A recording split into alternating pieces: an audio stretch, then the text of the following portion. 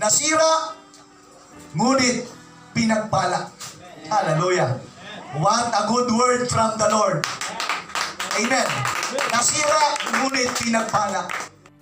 Isa sa paraan ng Diablo sa pag-atake ay sirain ka. Sisirain ka personal, sisirain ang iyong pamilya, sisirain ang pangarap mo, sisirain ang ministry mo, sisirain mga kapatid yung desire mo upang maglingkod sa Kanya, sisirain yung mga mabubuting bagay na binubuo mo. Yan ang isa sa paraan ng Diablo na kanyang pag-atake. He wants to destroy or break you. Minsan, nagpipray tayo, gamitin tayo ng Diyos. Tama po ba? Pero ang problema, hindi tayo magamit ng Diyos dahil buna tayo. Paano tayo magagamit ng Diyos kung meron tayong sariling paraan na gusto natin at hindi yung paraan ng Diyos? Pag sinabi kasi natin, Lord, let your will be done, ang gagawin ng Diyos, dudurugin yung will mo. Dahil yung will mo ay iba sa will ng Diyos. Yung plano mo ay iba sa plano ng Diyos. Kaya there are times, pinapahintulutan ng Diyos, dudurugin ka niya upang buuin ka na ayon sa kanyang kagustuhan at kalooban. Kaya kung nararamdaman mo at naranasan mo na tila baga nadudurog ka ngayon, financially, materially, sa iba't ibang aspeto ng buhay mo, yan ay dahil sa gusto kang buuin ng Diyos ng ayon sa kanyang minagaling, ayon sa kanyang kagustuhan, ayon sa kanyang kalooban. Talagang pinapalag tayo ng Diyos sa tinatawag nating brokenness. Dudurugin talaga tayo ng Diyos upang buuin niya tayo ayon sa kanyang minagaling. Dahil hindi ka niya lubos na magagamit kung buo ka na. Kung meron ka ng sariling agenda, kung meron ka ng sariling plano at kalooban. Kaya ginagawa niya mga kapatid, dudurugin ka niya at yung kalooban mo ay ini-inline mo sa kalooban ng ating dakilang Diyos. Broken but blessed. Ano ang dahilan mga kapatid bakit sinabi natin blessed? Dahil nung siya ay dinurog, yun yung paraan para mas lalo siyang lumakas at tumibay. Minsan mga kapatid, pag nag-undergo ka sa pagliliglig ng iyong pananampalataya, yung isang mananampalataya na dumaan sa matinding pagsusubok, grabe po yung lakas at tatag niyan matapos niyang mapagtagumpayan. Yes, maybe you feel broken, but you are blessed because of the Lord Jesus Christ. Di ba lahat tayo nagkukulang o nakukulangan ng pinansyal? May mga kakulangan, kakapusan. Pero ang ganda po yung sinabi ng Panginoon, I have prayed for you that your faith should not fail. Magkulang na lang tayo sa ibang bagay, wag lang sa pananampalataya. Dahil pag may faith ka, mga kapatid, merong paraan para kayo makarecover. Pag may faith ka, pwede kang i-bless ng Lord. Pag may faith ka, mga kapatid, pwedeng gumawa ng extraordinary thing ang Diyos sa buhay mo. If you have faith in the Lord, huwag magkukulang ang pananampalataya. Ang away, matalino eh. Tinatanggalan ka ng interest sa Word of God dahil yung faith ay mahalaga. At ang faith ay lumalagot lumalakas sa pakikinig ng pangangalo, pagtuturo ng salita ng Diyos. Ang sabi ng Panginoon, hiningi ka sa akin, Satanas, pero pinagpray kita na huwag magkulang ang pananampalataya mo. At pag bumalik ka na sa akin, palakasin mo ang aking mga kapatid. Palakasin mo ang iyong mga kapatid.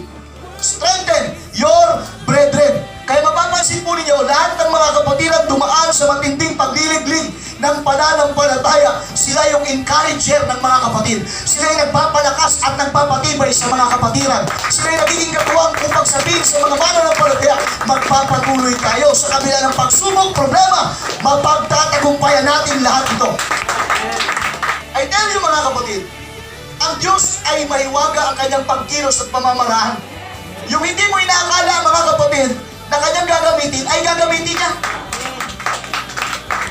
Sabi ko kasi yung kahit si Satanas kahit demonyo ay pwede ang utusan para i-provide ang pangangailangan mo. Amen? Kaya niyang gawin yan mga kapatid. Dahil sa mga kapatid ang may-ari ng lahat ng bagay. May tinig sa loob natin na nagsasabi. Nagsusumbat yan. Ang tawag po yung mga kapatid yung ating conscience. Merong impression of the Holy Ghost na nagsasabi sa iyo na maling lugar ang iyong pinuntahan. Panginoon, ako'y marugdog. Ako ay nagtatampo, ako'y naghihinakit. Bakit? Wala nang natira sa iyong bayang Israel. Lahat sila lumuhod. kay Baal. Wala nang natira, ako na lang mag-isa. In that point, napahiya ang propeta. Ang sabi ng Diyos, diyan ka nagkakamali. Meron pa akong 7,000 na itinarang hindi lumuhod kay Baal. Minsan, ang pakiramdam mo, mag-isa ka na lang, nagkakamali ka dyan, kapatid. Ang pakiramdam mo, minsan, walang nakakaintindi, nakakaunawa sa'yo. Diyan ka nagkakamali. Ang problema kasi, ang iniintindi mo lang, yung sarili mong katwiran. Hindi mo tinitingnan yung kalooban at salita ng Diyos sa buhay mo. Dinurog siya ng gusto sa pangyayari yan.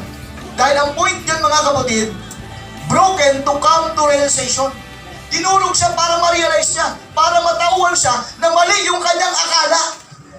Alam po ba, marami pong mga kapatiran na natitisod dahil sa maling akala.